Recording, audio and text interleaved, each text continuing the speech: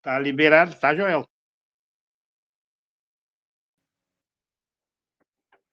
Unindo os nossos corações, os nossos pensamentos, sintonizando com esses trabalhadores da verdade que nos dão a divina proteção nesse instante maravilhoso, que possamos, por intermédio deles, reverenciar a divina presença, reverenciando também o divino Mestre Jesus e todo o significado que ele tem em nossas vidas. E a partir daí, buscarmos com muito mais determinação e perseverança atingirmos um objetivo maior da nossa caminhada, que é compreender os ensinos e os exemplos do Divino Mestre a partir do entendimento e da vivência das divinas leis tão bem exemplificadas pelo nobre amigo. Que possamos, meus irmãos, aproveitar este momento e efetivamente abrirmos os nossos corações, as nossas mentes, buscando ser aquela criatura capacitada a colaborar para que o entendimento e a compreensão desses ensinos que temos recebido a todo instante possam ser efetivamente praticados por cada um de nós, na nossa vida de relação com todos aqueles com quem tivermos o privilégio e a oportunidade de conviver. Aproveitar este momento de intensa harmonia, de paz, de esperança e de verdade. E como inicia este capítulo, buscarmos trabalhar cada vez mais com idealismo e devotamento às causas do Divino Mestre Jesus, fortalecendo a nossa fé, iluminando as nossas consciências e colaborando para que todos aqueles com quem tenhamos a oportunidade e o privilégio de conviver percebam e sintam em nós a divina presença. Clamamos como eternos pedintes que a tua infinita misericórdia, Pai Supremo, nos dê neste momento a oportunidade de abrirmos os nossos corações reiteradas vezes e em comunhão uns com os outros neste momento sublime, trocarmos as nossas experiências, os nossos entendimentos, porque é assim que vamos efetivamente crescer e colaborar para que a obra do bem se realize. Neste exato instante, os trabalhadores da divina bondade emanem sobre cada um de nós, em especial o nosso irmão Fabiano, que está nos dando o privilégio de compreender um pouquinho mais das tuas divinas leis, a oportunidade de podermos compartilhar esse momento único e daqui sairmos muito melhores do que quando aqui chegamos. Agradecido nos encontramos por mais este instante e em teu nome, em nome do Divino Mestre Jesus e desses trabalhadores da verdade que aqui se encontram nos dando o suporte necessário para que não desistamos em momento algum. Agradecidos, Pai amado, damos por aberto nosso encontro na noite de hoje. Que assim seja. Que assim seja. Assim seja. Pessoal, então vamos seguir nosso estudo. Hoje é o capítulo 16, o poder da sabedoria e do amor. Lembrando novamente, né? Não é um monólogo, é um estudo compartilhado, onde todos participam. E a gente vai elencando alguns para ir lendo, para modificar as vozes, né? E aí, com isso, vai oxigenando ali o conhecimento, as informações, e a gente vai parando para poder discutir o livro, porque o objetivo não é consumir conteúdo, mas aprender, né? Coisas novas. Bem rapidamente, no capítulo passado, a gente fez uma reflexão em torno do perigo que tem uma casa espírita quando perde-se a simplicidade e a humildade. Esse foi o ponto-chave. Por quê? Porque a direção da casa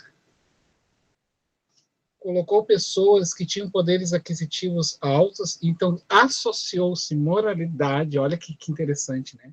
Associou-se moralidade, evolução com bens materiais, com posses. E a gente ainda faz isso, viu, gente? a gente tende a achar que quem tem muitas posses parece que tem mais conhecimento, parece que sabe mais, parece que tem mais poder, e, no entanto, isso é falso. Nem mesmo cartucho é garantia de conhecimento, tá? Porque entrar e sair de uma universidade não nos torna conhecedores daquele conhecimento que a gente estava lá na universidade. O que nos faz mesmo conhecedores é, sim, quando nós nos dedicamos àquela informação, em se tratando de espiritismo, quando essa informação está linkada ao coração. Se não estiver linkada ao amor, à renúncia, ao amor ao próximo, a si mesmo, de nada vale aquele conhecimento. De nada vale. Então, ali, o que aconteceu? Aquela casa espírita começou a entrar em pensamentos totalmente deturpados, exatamente porque eles desfavoreciam as pessoas lúcidas, por elas, muitas vezes, não ter a ponta que eles esperavam. Porque, na verdade, o conflito era deles, o anseio era deles. Eles tinham a sombra de querer ser pessoas ricas e importantes. Então, se projetaram e viram naquelas pessoas a alternativa e acabou o que acabou, né? Então, vamos ver o que aguarda o capítulo de hoje? Quem gostaria, então, eu posso comer.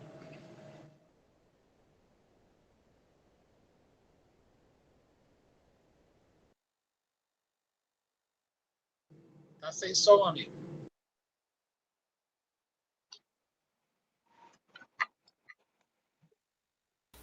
Tá fechado o teu microfone, Homero.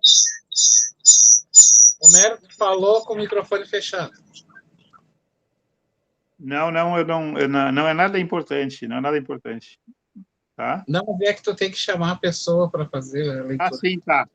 Tu já liberou? Eu convidaria a Simone. Pode ser, Simone? Oi, pode? Olha um pouquinho. Então, é o capítulo 16, o poder da sabedoria e do amor. A vitória do bem é inegável em toda parte. Quando os indivíduos estão sinceramente interessados em preservar as conquistas éticas, trabalhando com idealismo e devotamento pelas causas nobres que abraçam, jamais ocorre a predominância do mal, exceto quando se lhe dá guarida, mesmo assim, de caráter temporário.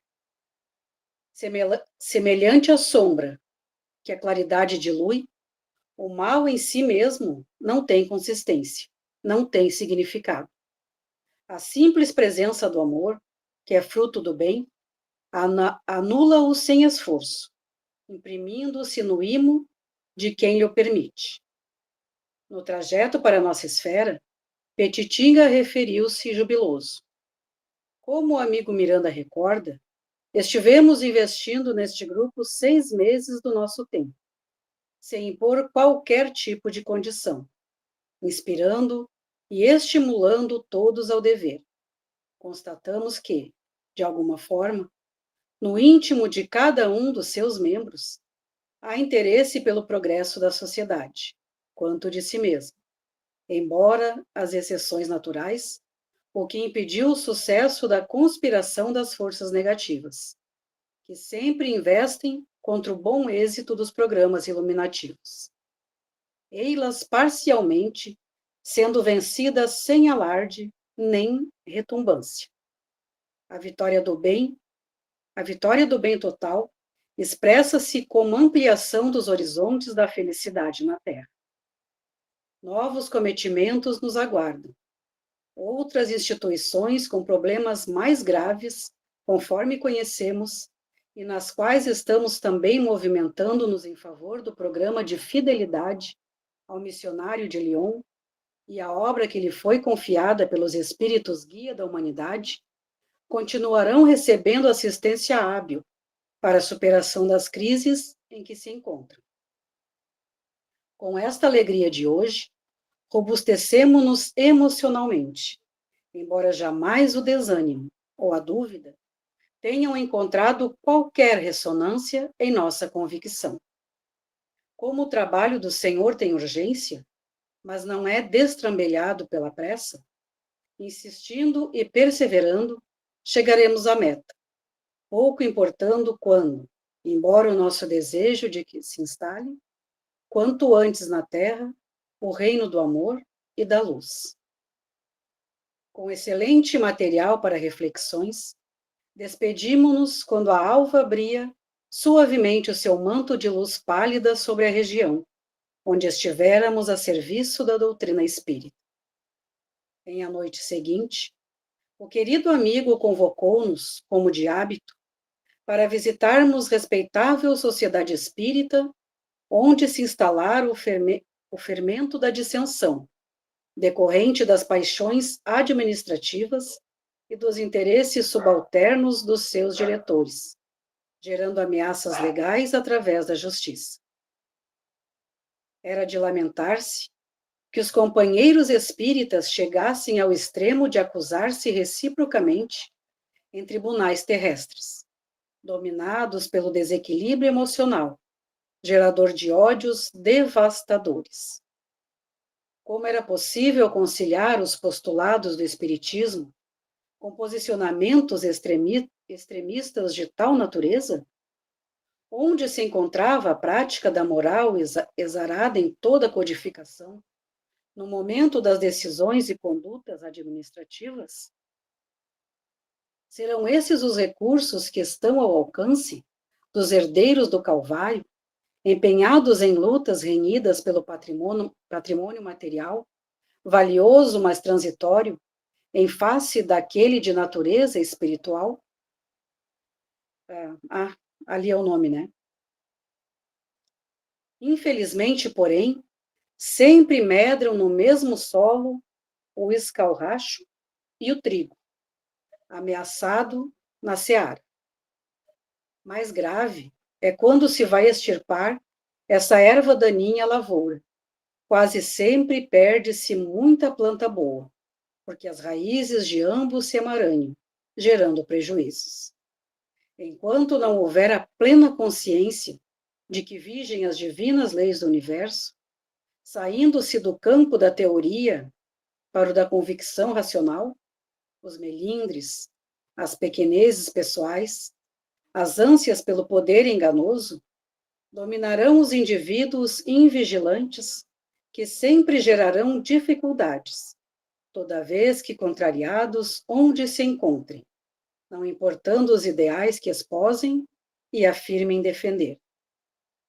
Verdadeiras multidões de clientes que se beneficiavam dos recursos espíritas aplicados na sociedade estavam praticamente à mercê dos espíritos vulgares e descomprometidos com a elevação pessoal. Os mentores redobravam esforços, vigiavam todo o tempo, inspirando os mais dúcteis à fraternidade, à união, à conciliação, sem que fossem colhidos os resultados anelados. O desfile das vaidades e o campeonato da presunção propunham disputas ridículas, demitindo ou liberando cooperadores mais dedicados, que não lhes aderiam ao conflito, sendo as reuniões de diretoria verdadeiro campo de justas pessoais, onde as farpas da cólera e os raios da animosidade cruzavam o ar, atingindo seus alvos. As gargalhadas, o público invisível de má catadura, participava das pugnas, inspirando uns e outros combatentes, levando-os ao desespero e ao aumento do ódio. Espíritos perversos, que se comprazem em comportamentos de tal natureza, administravam as lutas e aumentavam os estímulos às idiosincrasias, ampliando o sentimento de rancor nos litigantes. Só uma informação para a gente não aproveitar o ponto. Vocês sabem que uma casa espírita, ela conta, né, com a vibração dos próprios trabalhadores e aquela corrente de trabalho que a gente vai buscando fazer, cada um procurando fazer aquilo que lhe compete, né, na função que ele se encontra naquele momento, o que não impede de haver com o tempo, né, os trânsitos, né? Ora, como diz André Luiz, eu estou sentado, ora eu estarei em pé. Então esse trânsito nosso deve ser sempre muito natural, né? Em dado momento eu vou ser o presidente da casa, em outro momento eu vou ser, então, o dirigente, ou vou ser dirigido por aquilo. Mas isso não importa, o mais importante não é aonde eu estou, mas o que eu faço onde eu estou. Né? Como eu faço onde eu estou. O que é somado para o plano espiritual não é cargos, porque cargo não conta no plano espiritual a não ser aqueles que devem muito. Então, é dado, geralmente, na maior frequência, às pessoas que muito devem à lei as responsabilidades maiores, porque ele precisa estar ali para prestar aquele serviço em detrimento do desserviço que ele prestou lá atrás, na sua existência. Então, é uma ilusão, porque nós levamos para dentro da casa espírita aquilo que é feito lá nos órgãos públicos e privados das empresas fora do centro espírita, que é os conflitos de interesse por cargo, por chefia, por isso, por aquilo. E o que acontece? Isso fragiliza o próprio centro espírita em duas modalidades. A primeira, porque os que vão chegando e vão trabalhando vão se sentindo, vão percebendo que não há referência, não modelo. Só Jesus é modelo, mas é preciso ter guias. A gente precisa ter guias, pessoas que nos ensinem, pessoas que nos inspirem. O iniciante, o aspirante, ele precisa de inspiradores, né? Então, quando isso está abalado, perde-se até mesmo ele. Por isso que, quando sobe a erva daninha, ela, para que se tire ela, acaba tirando também a erva boa, né? E aí, então, fragiliza a casa espírita, materialmente, nos seus esforços, mas também acaba fragilizando espiritualmente, porque nós perdemos a sintonia com o plano espiritual. Onde é que eu estou apontando a minha antena? Eu estou apontando no materialismo, na ideia de ter um cargo, simplesmente pelo cargo. Esses trânsitos devem ser natural, né? A gente vai sendo alocado para essas funções naturalmente, conforme a vida vai indo, e naturalmente também nós somos deslocados dessas funções, porque para nós isso não importa. O importante é que nós venhamos a fazer o trabalho que deve ser feito para Jesus, né? Então, só para nós vermos que a Simone leu, vocês perceberam como nós precisamos cuidar disso dentro do nosso centro espírita. A gente precisa ter esse cuidado, que a nossa postura na casa espírita é observada. Mas Jesus é modelo. Jesus é modelo, mas eu estou ali representando Jesus. E eu estou ali representando Cristo e eu preciso me comportar como tal. Eu preciso ser inspirador daqueles que chegam, porque senão eu vou acabar afastando e a casa espírita vai acontecendo. Então, o Bezerra, para finalizar, ele diz assim: quando o bem na casa espírita não atua, o mal toma conta. Porque alguém vai assumir o espaço, ele não vai ficar vazio. Vocês perceberam? Mas então, tá, comentário, fiquem à vontade também para vocês comentarem, né? As impressões de vocês. Fabiano, mas assim, não ia falar, mas já que tu abriu o espaço, mas é importante também, além do conhecimento da doutrina, as pessoas que assumem cargos de liderança também se preparem, né, como tu falou, né, tenham esses conhecimentos, né, de gerir pessoas, coordenar. Às vezes tem pessoas que têm boa intenção, mas às vezes não tem, que nem um professor, né, que vai dar aula.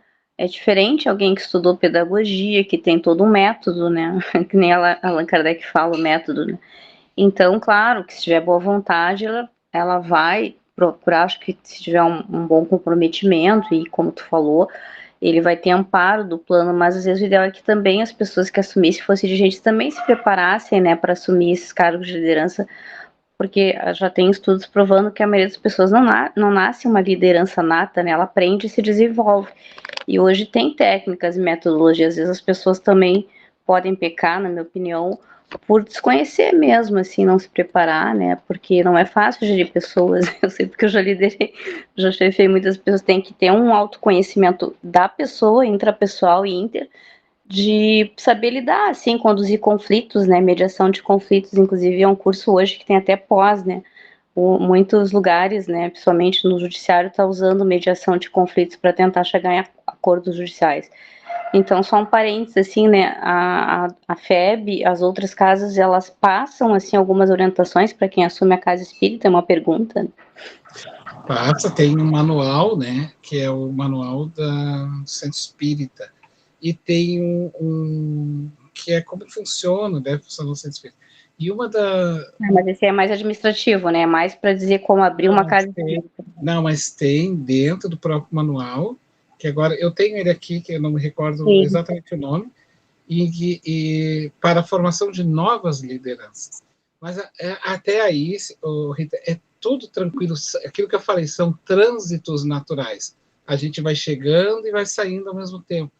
O grande problema é quando a gente se acha que só tem condições de ser e fazer se tiver naquela condição, naquela situação, tu entende?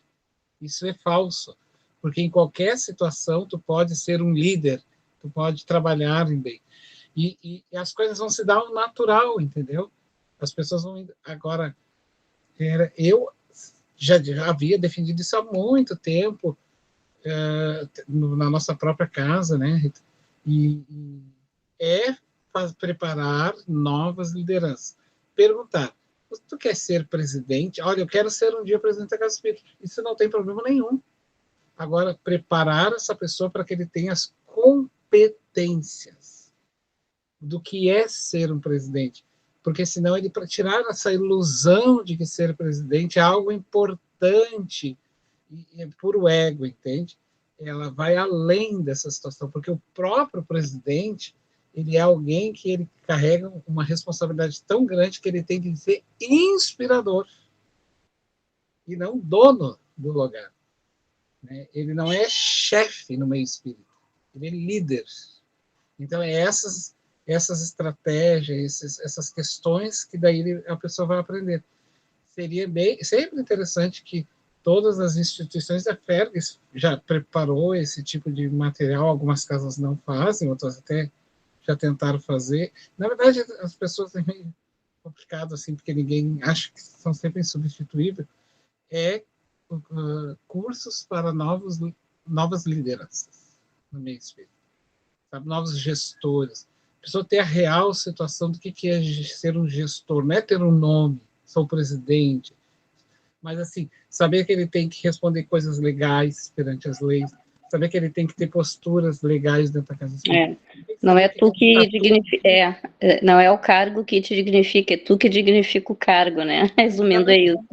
Porque tu entende? Porque senão daqui a pouco as pessoas confundem as coisas, acham que enfim, acho que não é poucos casos, né, Fabiano?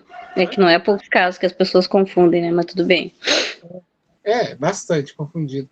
Acham que ali é uma empresa e que existem empregados. E que todos devem obedecer. E, na verdade, não. Não funciona assim. No centro espírita não funciona assim. Mas, enfim. Não deveria funcionar assim. Então, se alguém quiser falar mais alguma questão... Senão a Simone segue para nós. Ei, Fabiano. Opa, vamos lá. Eu me parece que o cargo de presidente de uma casa espírita, ele tem que ter mais humildade, pode até ter menos saber e mais humildade. Tá? Exatamente. O que também não implica que o saber não tenha humildade, sabe? Porque a humildade, ela não tem, digamos assim, compromisso com o diploma dessa pessoa. A humildade é algo construído pelo desenvolvimento das suas virtudes. É óbvio que o conhecimento ele vem assim como uma escada, né? Se eu tenho um conhecimento de administração, um conhecimento de psicologia, isso vai me favorecer imensamente, inclusive na própria mediunidade. Mas isso não me torna melhor do que ninguém. Né? Nesse sentido, assim, eu não posso me sentir como se eu fosse o maior nessa situação. O verdadeiro líder é o servidor, o inspirador, e ele tem a ciência e a consciência de que atrás do seu cargo tem encargos a cumprir. Ele precisa notar isso, porque daqui a pouco o cargo por si só não dá. Então, ele tem funções a fazer. Ele vai ter que olhar por todos e não por um. Mas, enfim, mas é exatamente nesse sentido, né, amigo? A humildade ela é o carro-chefe, assim. Por isso Jesus é inspirador, porque ele é o líder, né? Jesus é o grande mestre, o administrador do nosso sistema, da nossa terra, e, no entanto, ele se fez inspirador para todos nós. Todos os momentos, assim.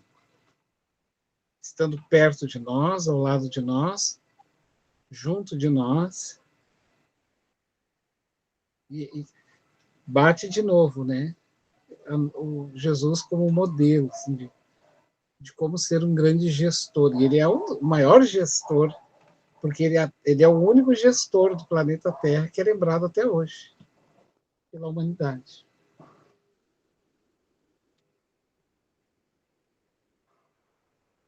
Seguimos?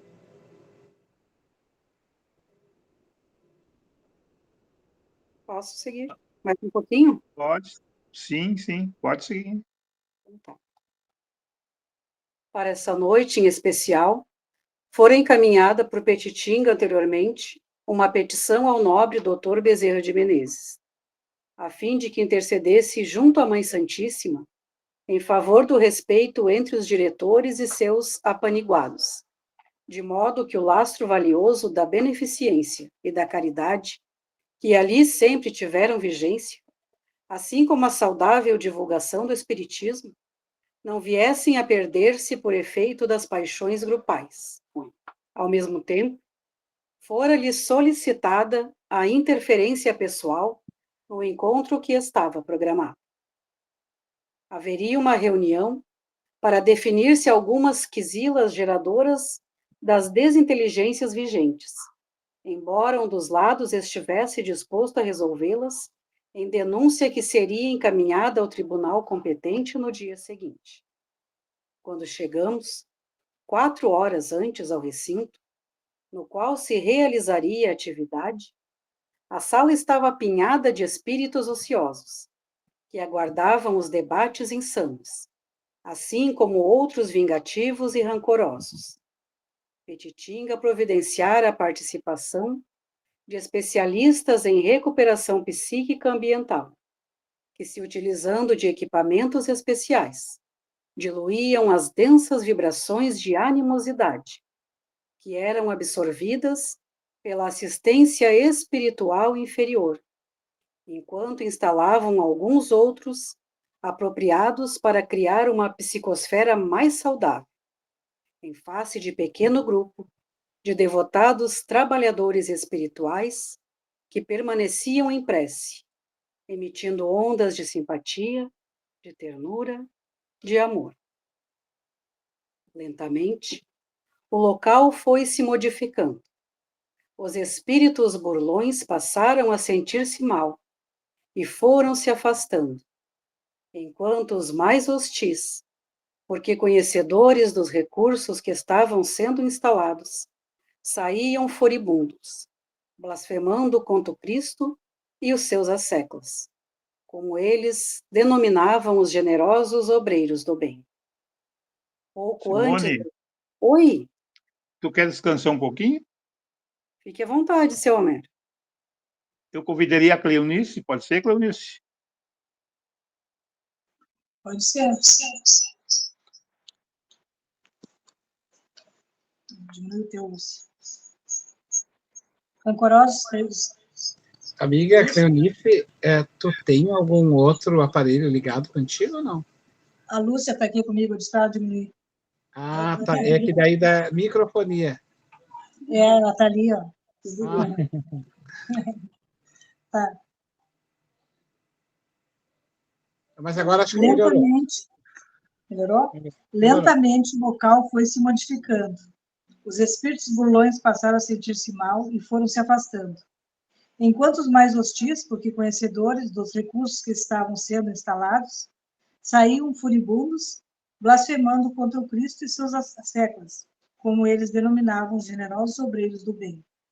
Pouco antes das 20 horas, quando chegaram os diversos membros da sociedade e adentraram-se na sala, que antes se apresentava asfixiante com elementos nocivos à saúde física, emocional e mental, passaram a experimentar o peculiar bem-estar que os foi desarmando, favorecendo a tranquilidade.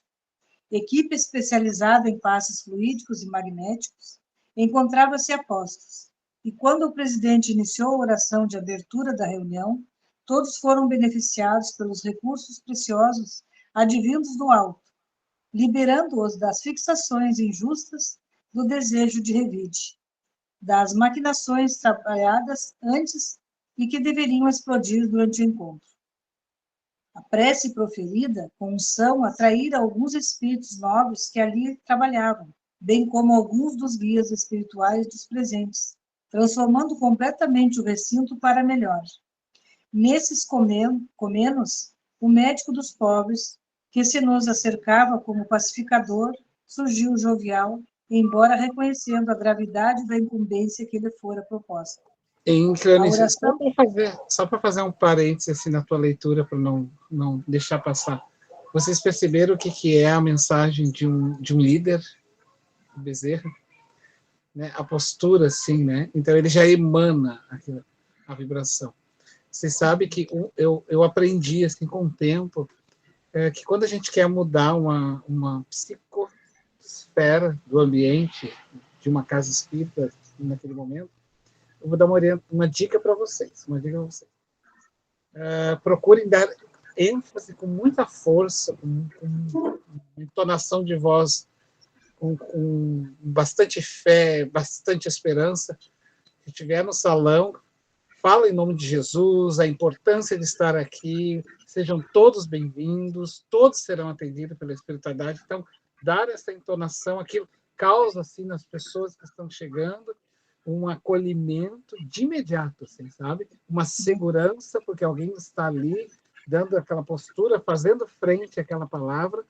Não deixa, se perceber, principalmente porque a recepção ali é o primeiro acolhimento que é recebido. É um dos mais importantes de toda a casa espírita, porque não existe atendimento fraterno se não houver o primeiro acolhimento do recepcionista da porta. O papel do recepcionista na porta ele é muito importante, porque dele depende todo o resto lá dentro das atividades. Então, aquele momento, aquele acolhimento, falar com vontade, eu digo assim para os meus amigos quando vão fazer palestra, te deram o microfone, fala, bota para fora, fala com vontade, não tenha medo, sabe? Te enche de vibração, tu está numa casa espírita, tu está ali apresentando Deus, esperança para aquelas pessoas. Então, isso, gente, tem uma força incomensurável. E veja que o Bezerra, ele não chega, né? Ele toma o ambiente. Ele toma, porque ele é convicto daquilo que ele faz. Vocês perceberam?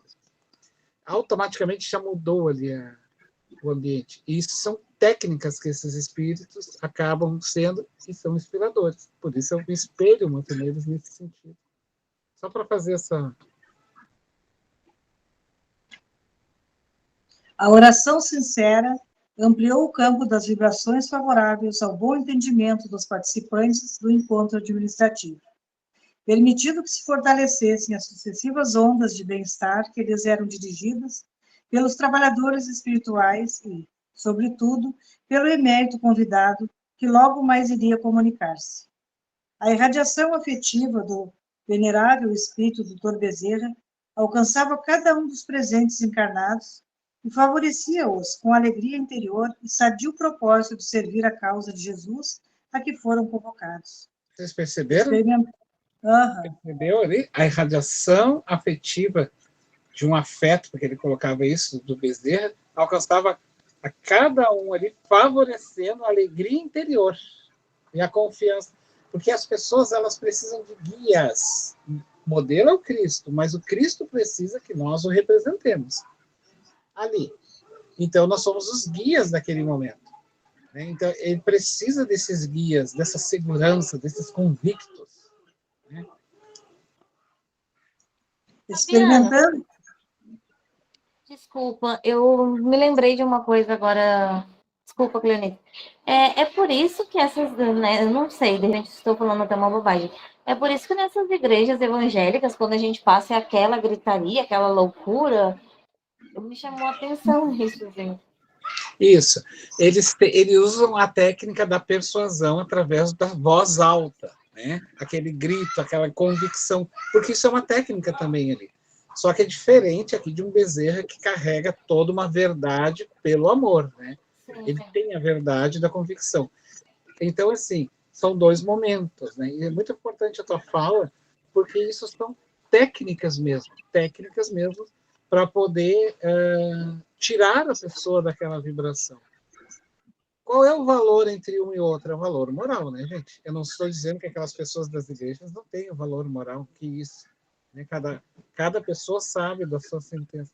Mas o que a gente vai dizer é que quando nós estamos convictos de algo, isso precisa ver. Então é aquela expressão, te deram o microfone, fala. Não fica se murchando, parece que está com medo. Né? Põe para fora, porque daí tu te encharca e ajuda os outros. Né?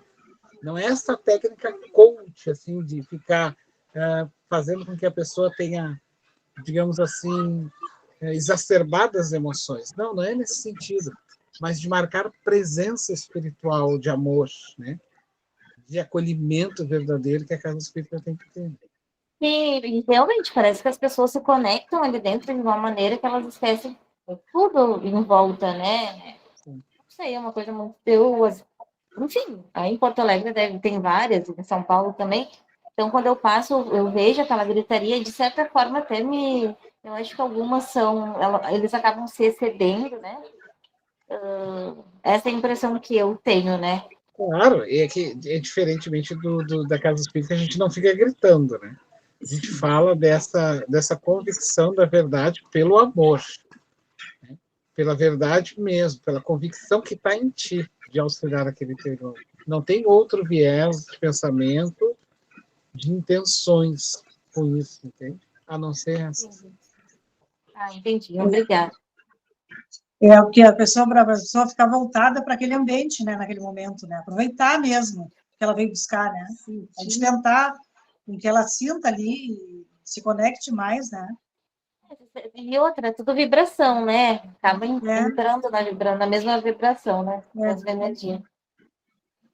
Obrigada, Fabiana. Experimentando essa superior psicosfera naquele recinto, antes saturado de energias perturbadoras, agora em clima de harmonia, os membros da diretoria começaram a despertar do letargo hipnótico a que haviam sido conduzidos por espíritos obsessores que atraíam com os pensamentos e as atitudes doentias, gerando a situação lastimável a que haviam chegado. Sobre essas vibrações de paz, podia-se olhar, mesmo discretamente, redescobrindo os sentimentos que se tornavam todos antes observados com antagonismos, ideias preconcebidas e perturbadoras. Os temas apresentados puderam ser discutidos com serenidade, todos procurando as melhores soluções, e mesmo aqueles que eram motivos de divisionismo foram analisados com menos arrogância, porque alguns membros ainda desejassem manter conceitos impróprios, inspirados pelo benfeitor espiritual. O presidente propôs que aqueles temas que se apresentavam mais delicados voltassem a ser examinados em outra oportunidade, devolvendo-se umas questões naquele momento e as demais ficando para depois. Houve anuência geral, o que muito facilitou o entendimento do grupo. A reunião prolongou-se por 90 minutos aproximadamente, em harmonia, quando antes prosseguia por muito mais tempo em discussões acaloradas e prejudiciais. Na sua etapa final, o venerando amigo dos sofredores direcionou o pensamento a sereno cavalheiro, portador de mediunidade de psicofonia, que se mantinha em reflexões elevadas, facultando a vinculação psíquica entre ambos.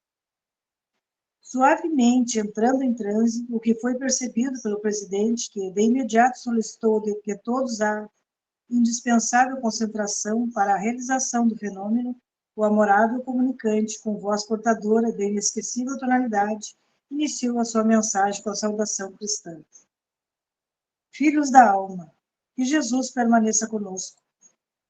Neste grave momento que se vive no planeta, os espíritas conscientes das suas responsabilidades, verdadeiros cristãos que devem ser, estão convocados à construção da lídima fraternidade que deve existir entre todas as criaturas. Há tumulto em todos os segmentos da sociedade. Nas mais diversas atividades a que os seres humanos se dedicam, lutas acerbas pela prevalência do ego tomam o corpo dilacerando sentimentos e fragmentando construções do bem e do progresso, que passam a experimentar riscos dantes não programados. E o respeito pelos valores éticos cede lugar à anarquia e ao despautério, que tomam conta do século, atentando contra as mais nobres conquistas do processo evolutivo. Parecem vão os mais de 6.000 anos de desenvolvimento intelecto-moral, porque a invasão da loucura, em nome dos direitos do cidadão, reina em toda parte, inclusive atentando contra esses decantados direitos. As perversões morais impõem-se à astúcia política e à malversação do patrimônio dos povos governam mais do que os métodos da dignidade. Enquanto os estadistas abandonam a respeitabilidade que lhes é exigida para tornar-se alucinados representantes do totalitarismo, numa sofredora revolução do proletariado contra as demais camadas sociais, sem condições de conduzir as massas sempre revoltadas, que ressalvam para a anarquia e o desconcerto. Outros, adornados de títulos universitários, igualmente orgulhosos, esquecem do povo, assim que assumem o poder e procuram permanecer vitalícios, alterando as leis vigentes. O poder econômico esmaga aqueles que não podem competir ou que não têm assento à mesa das negociações nos sofisticados centros da civilização em que se reúnem, gastando somas excessivas que poderiam melhorar as situações de milhões de vidas que se estiolam na fome, nas epidemias, no abandono, na sordidez. O denominado clube dos países superdesenvolvidos mais exige, com imposições cruéis e intimidações, nem sempre veladas, daqueles que lhes dependem da indústria, da economia, das produções, e que paradoxalmente os sustentam, embora na miséria em que se debatem, sem preocupar-se em absoluto com o sofrimento da maioria dos habitantes da Terra. A emissão de gases que aquece o planeta e o degrada, ameaçando-o de maneira inexorável, é constatada pela força dos mais responsáveis por esse criminoso fenômeno, em diferentes consequências, que também os alcançarão em tempo mais próximo do que pensam, preocupados somente com a manutenção do seu controle sobre os outros. Gerando guerras infelizes e sem nenhuma justificativa, esses governantes enlouquecidos pela vaidade do poder, travestem-se de missionários de Deus, destruindo os chamados inimigos e os seus cidadãos, levando seus países à ruína econômica, social e moral, gerando mais ódio em toda parte, assim estimulando os terríveis atos do terrorismo de toda ordem, fiéis à presunção pessoal enganosa. Nos seus desvarios, dão a impressão de imortais fisicamente, eternos no corpo, senhores da vida, marchando, porém,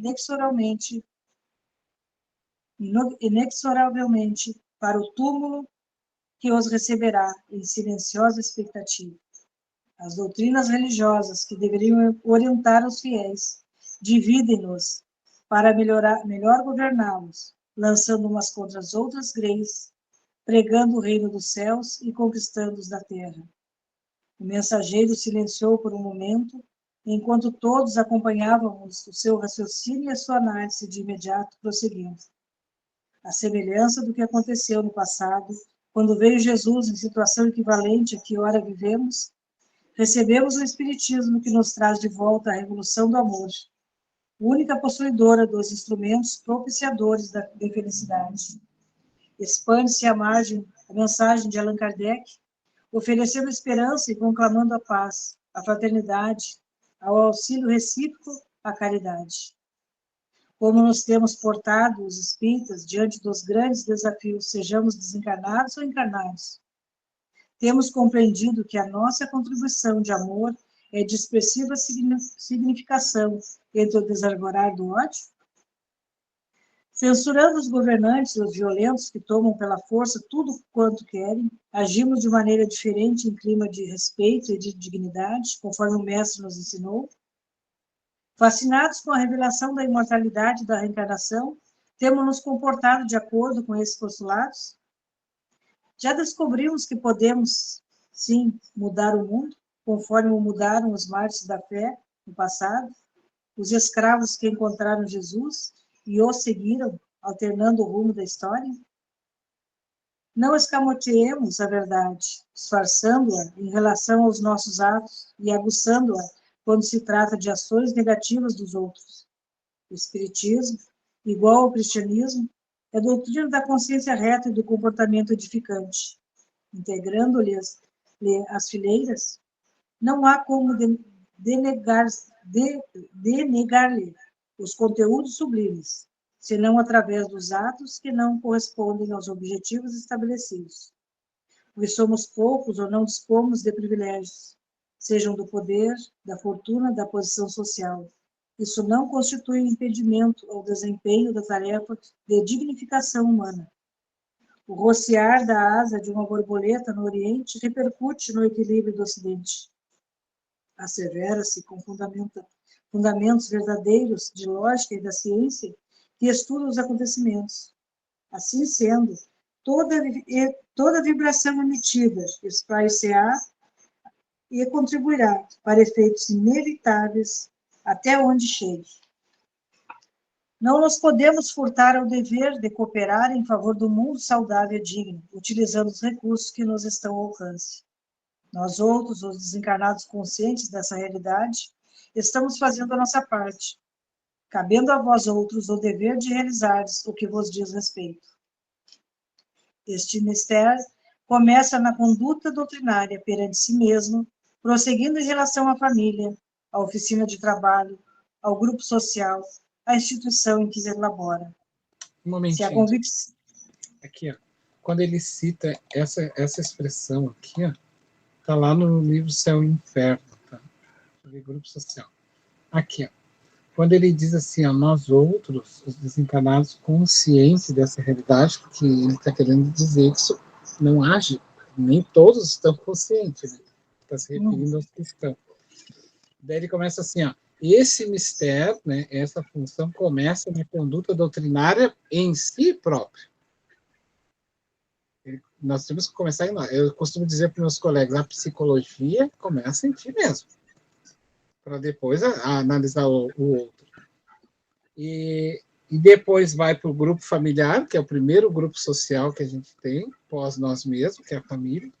Depois ele vai para o trabalho, que é o terceiro grupo social que a gente está, e, por fim, a sociedade. E depois as instituições em que a gente vai trabalhar. Então, no livro Céu e Inferno, ele vai dividir o ser humano. Nós somos divididos pelas leis de causa e efeito nessas terminologias. Eu perante eu mesmo, eu perante a minha família, eu perante a sociedade, eu perante... Por quê? Porque por isso que nós vamos encontrar boas pessoas, mas são fracassadas socialmente na empresa, ou são bons patrões, bons chefes, bons dirigentes, mas são fracassados em família. Entende? Então, a gente vai se observando nesse sentido. Assim. Às vezes, a gente se desbanca assim, por um lado, por exemplo, somos muito bons na lida da sociedade, mas somos fracassados, por exemplo, no nosso grupo familiar. Se nós pegarmos, por exemplo, Rousseau foi inspirador do Pestalozzi, que, por sua vez, é professor do Kardec.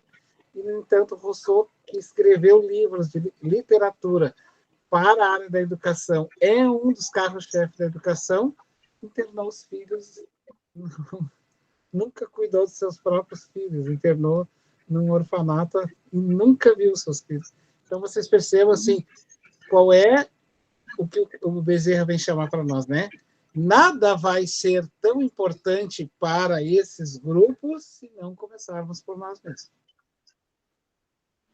E isso não se aplicar um pouco a nós mesmos. Ninguém vai se tornar anjo, não é nesse sentido, mas se não se aplicarmos a nós mesmos. Mas só para fazer esse paralelo. Mas é um exercício, né, Fabiano? Para nós mesmos, na família, que a gente sente a vontade ali, tem que é o melhor para eles, para todos, né? E depois expande, né?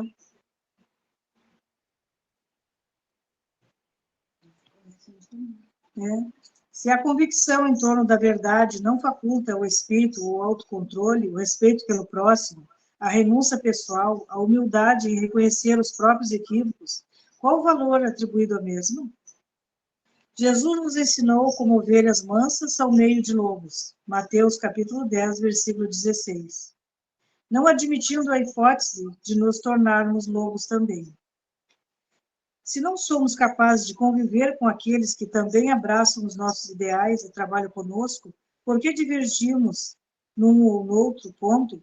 Como pretendemos transformar a Terra em um mundo feliz, se não nos transformamos para melhores, nem somos felizes?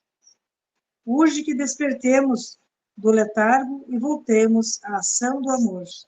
É aquela Nenhuma grande força pergunta, né? é equiparável ao amor. Uma pequena análise aqui. Ele diz assim, ó, se não nos transformamos para melhores, nem somos felizes, como é que nós queremos a felicidade para o mundo? Aí vem a grande pergunta, né, gente? O que eu acho que é bom para os outros que não está sendo bom para mim? Ah, isso é muito bom para os outros, mas por que para os outros é bom para ti? Então, é um equívoco nosso, né? Por isso o Bezerra chama aqui, ó. Urge que despertemos... Não, é mais para cima, né? Trabalhamos... A Terra é um mundo feliz e nos transformamos melhores. A Terra é um mundo feliz. Se não nos transformarmos para melhor... Um pouquinho antes, né? Como pretendemos transformar a Terra em um mundo feliz se não nos transformamos para melhor, nem somos felizes? Qual é a receita que eu tenho para fora que não funciona em mim? É uma pergunta, mas vamos lá.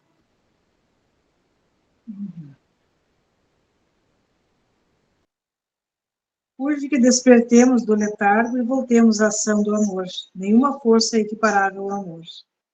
Dê-me uma alavanca e um ponto de apoio e eu moverei o mundo, propôs Arquimedes de Siracusa. Usemos o amor e renovaremos o mundo. Façanha menor que a proposta do matemático, físico e filósofo grego.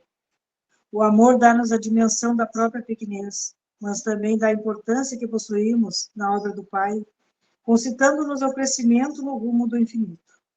Mediante a sua vivência, as virtudes reais se assomarão ao nosso pensamento e tomarão conta das nossas existências, impulsionando-nos ao avanço mediante os atos dignificadores.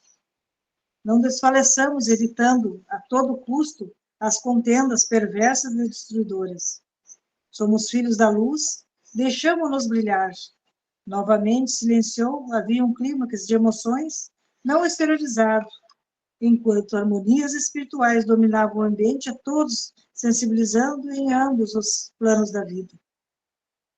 Retomando a palavra, o mentor concluiu. Estais convocados para o serviço de edificação do bem e não para as disputas mesquinhas dos transeuntes no carro carnal, que ignoram as bênçãos que defluem do milagre da vida. Vencei o mal que, porventura, ainda remaneça em vossos corações, abrindo espaço para o domínio do bem. Não estáis reunidos na família espiritual em que vos encontrais por efeito de fenômenos causais. Assumistes compromissos antes de vos reencarnares, trabalhando a edificação do bem juntos, cooperando uns com os outros sob o comando daquele que, após vos ter chamado, vos escolherá para tarefas mais graves e revelantes no futuro.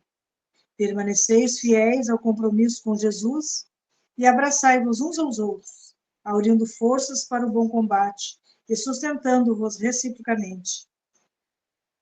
O amor não amado vos aguarda por ocasião do término da jornada, que a realizeis de tal forma que não vos seja necessário volver ao proscênio terrestre para muito corrigir e retificar em situação menos favorável.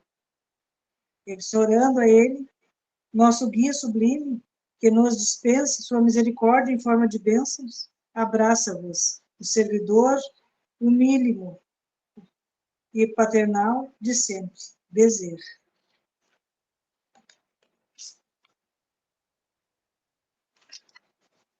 O silêncio manteve-se durante esse tempo, sem tempo das emoções sublimes, emoldurando pelas vibrações dulcíssimas da paz. O médium recobrou a consciência e todos os membros, a pouco e pouco, foram retornando à realidade ambiental, com lágrimas nos olhos. A reunião foi encerrada e o nobre pacificador despediu-se de nós outros, rumando as tarefas sublimes que lhe dizem respeito. A luz que se irradiava da sala alcançava os diversos outros cômodos, inclusive comovendo os espíritos sofredores que se aglomeravam do lado de fora do recinto, ouvindo com respeito a comunicação grave e enternecedora. Os membros da casa afastaram-se tomados de superiores resoluções, levando as bênçãos recolhidas, enquanto os espíritos perversos saíam em debandada, o que certamente não os impediria de retornar. Petitinga, discreto e gentil, sorriu suavemente e, tomando-me pelo braço, como de hábito, convidou-me ao retorno à nossa comunidade.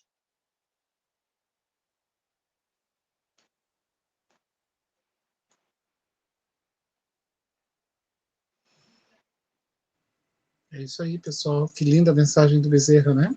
Linda, maravilhosa. Vocês percebem como é a mensagem de alguém que dá a receita que faz a si próprio. Ou que pelo menos busca fazer-se a si próprio, né?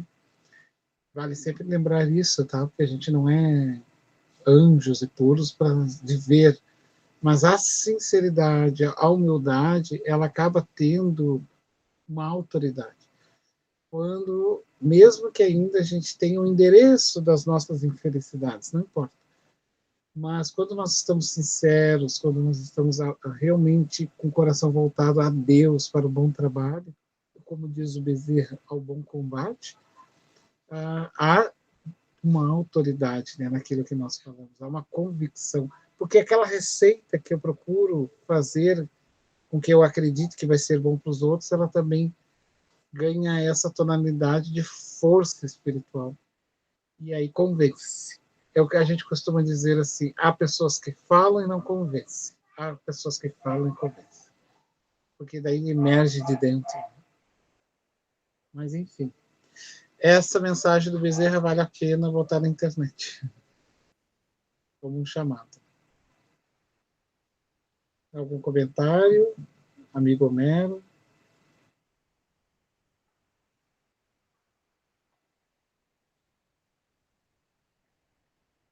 O pessoal tem pergunta?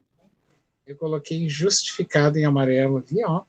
Estais convocados, isso é uma mensagem para todos nós, para o serviço edificante do bem, e não para as disputas mesquinhas dos transeúntes no carro carnal, que ignoram as bênçãos que defluem do milagre da vida.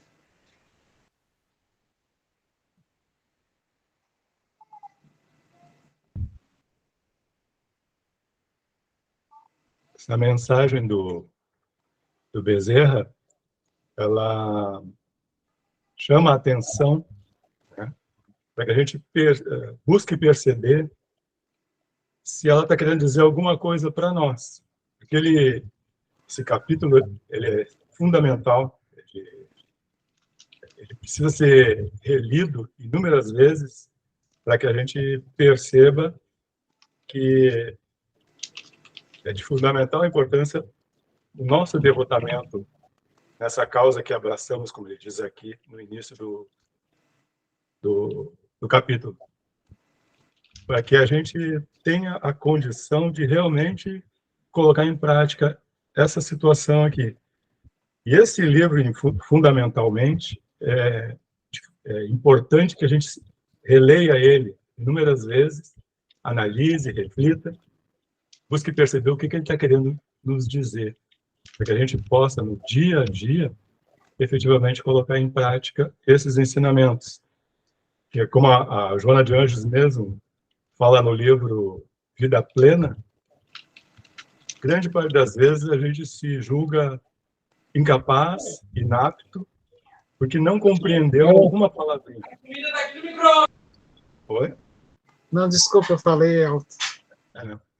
Que não compreendeu algum ensinamento, alguma palavra que ela disse ali, mas o dicionário está aí, né, para a gente poder procurar os sinônimos que elas querem dizer com muito mais tranquilidade para nós, e assim ser aquela criatura mais tranquila, mais simples, mais humilde. E grande parte das vezes a gente vê muito na casa espírita essa condição de, porque eu sou o presidente, aí todo mundo me adora, todo mundo me abraça, todo mundo fala comigo, todo mundo quer tirar uma foto, está presente ali. E a gente é chamado a todo instante para dar o testemunho dessa fé que a gente diz que tem.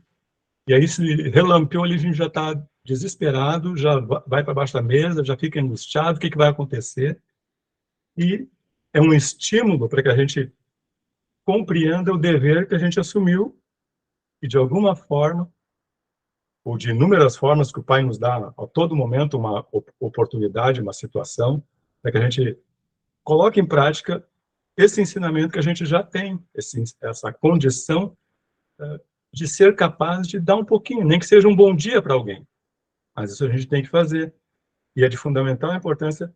Isso também é o trabalho desse idealismo que Jesus prega, desse devotamento que a gente abraçou.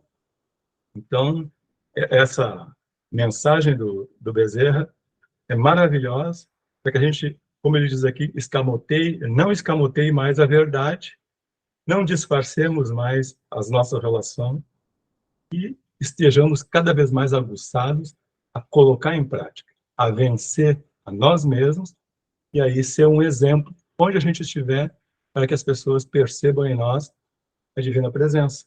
É de fundamental importância que a gente se conscientize que tem condições. Não foi por acaso que Jesus disse: vós sois deuses, mas eu tenho que me julgar nessa situação, não aquele aquela criatura suprema, mas aquela criatura que pode realmente colocar em prática esses ensinamentos a milhares de outras que estão completamente desnorteadas, desequilibradas e não sabem aonde buscar o auxílio. E nós, grande parte das vezes, somos esse auxílio para essa criatura. Perfeito.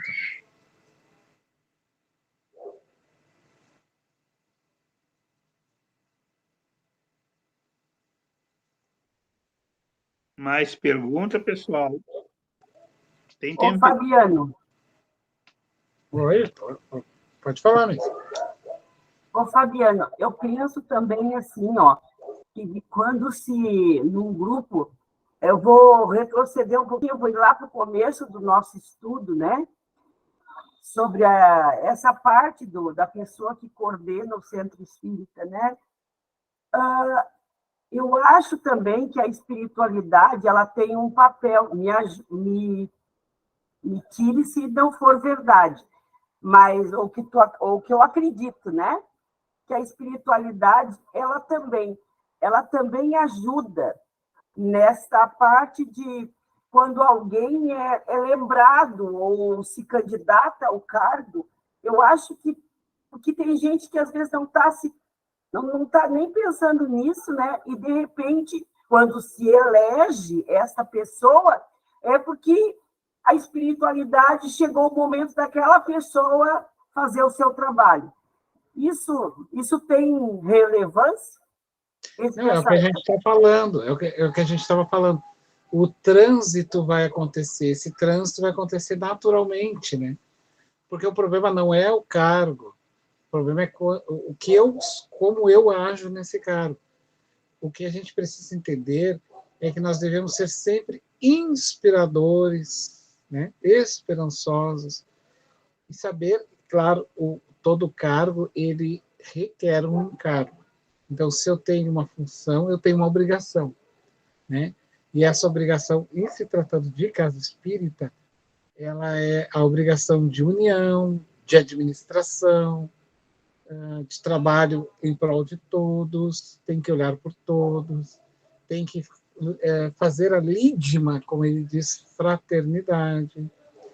E, claro, né, Rosa, perceber qual é o papel da casa espírita, né? Isso é mais importante. Qual é o papel que a casa espírita deve desempenhar para não abrir brecha, nesse caso, de pensamentos obsessivos, né? De infiltrações obsessivas. E isso o líder ele tem que perceber, ele tem que ter esse cuidado, porque daí ele está na ponta, entende? Ele está ali naquela ponta.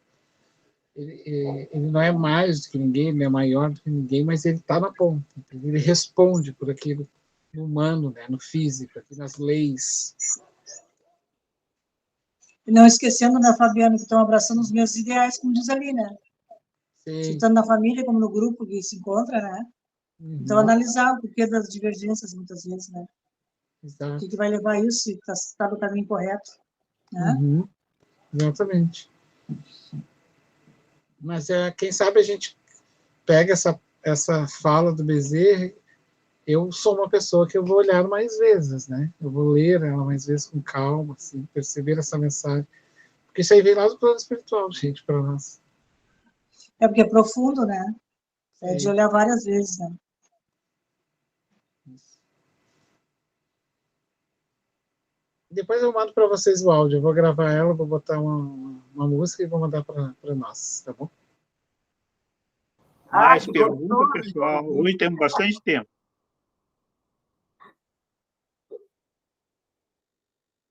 Cleonice, Vanessa.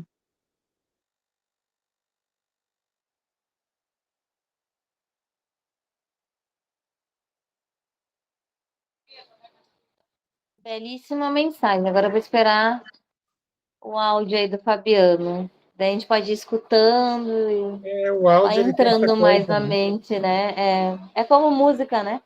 Uhum. Excelente.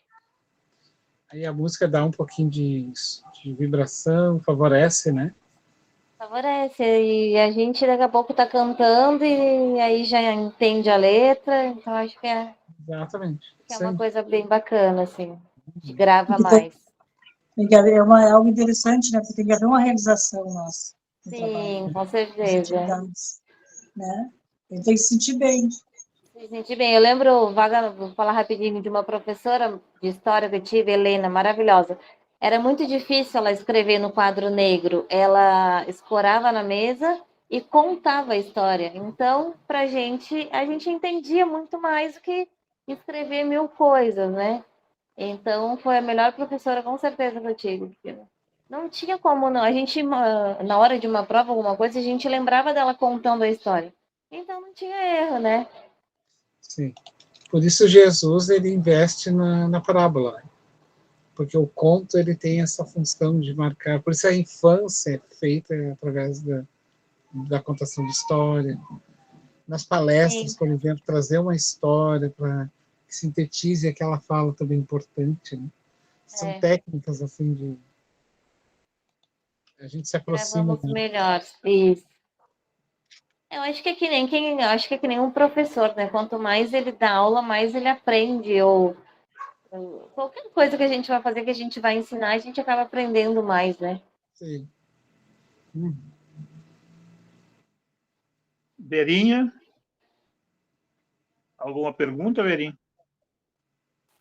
Não, estou só escutando, estou só prestando atenção aqui. Está muito boa essa aula de hoje. Eu estou no trabalho, eu estou sem o livro aqui também, daí eu estou só na escuta mesmo. Obrigada. Então, Fabiano, eu acho que é isso aí, né? É isso aí. E aí, gente, porque até o próprio estudo do ESD, tudo vai nos trabalhando, né? Eu acho muito interessante a pedagogia que eles desenvolvem, tudo, né? Vai trabalhando, vai nos trabalhando. Então, chega um ponto X, né? Que a gente tem que estar melhor, né? Nessa oficina, né? Sim. Exatamente. Perante nós mesmos, para prosseguir a caminhada, né? Uhum. Isso E aí. que a gente vai ter uma contribuição melhor também, Uhum. onde nós estivermos, né? Uhum. Isso mesmo. Seu Homero, Joel? seu amigo aí, seu amigo tá Joel? completou mais uma primavera aí essa semana, né? É? É. Então, um abraço nele lá. Tá, Ah, o Joel? senhor pode falar, ele tá aí, ó, o Fabiano. Fabiano? É. Fabiano fez, Ele domingo. fica quietinho, ele fica quietinho. Aham. Eu vou falar para todo mundo. Eu vou falar para Escondendo você. o jogo. Vai que todo mundo Tá, queira vir Joel? comer meu bolo. Nosso abraço. Obrigado. Felicidades. Obrigado. Tudo de bom. Ninguém me chamou pro bolo, né, Fabiane? Tu Cadê? vai ver, tu sabe que eu sou gulosa, né? Ah, pior, né? Pior.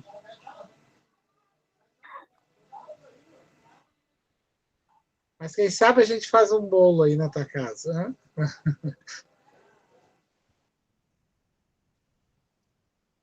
Pode encerrar, Joel? Vamos lá, então.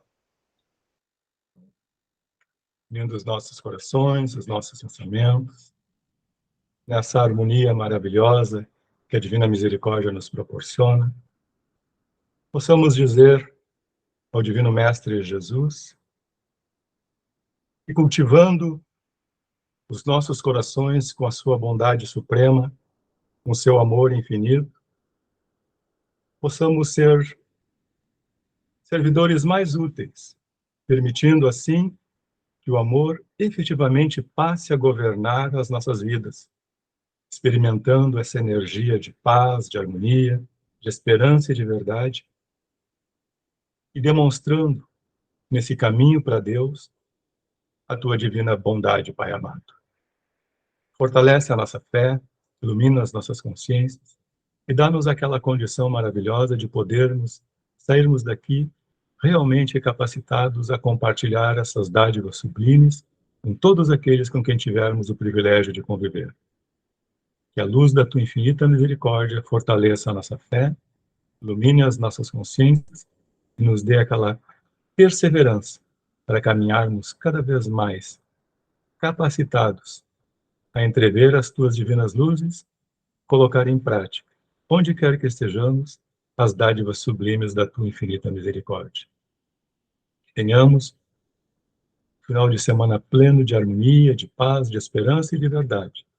E onde quer que estejamos, ser aquele instrumento capacitado a transmitir um pouquinho da tua infinita misericórdia. Agradecidos nos encontramos, e em teu nome, Pai amado, em nome do Divino Amigo e desses trabalhadores da verdade que não nos desamparam em momento algum, damos por encerrado o nosso encontro na noite de hoje. E assim seja. Que assim seja. Que assim seja. Uma boa noite, só por Deus. Boa noite. Boa noite. Noite. Boa noite a todos, até o próximo encontro.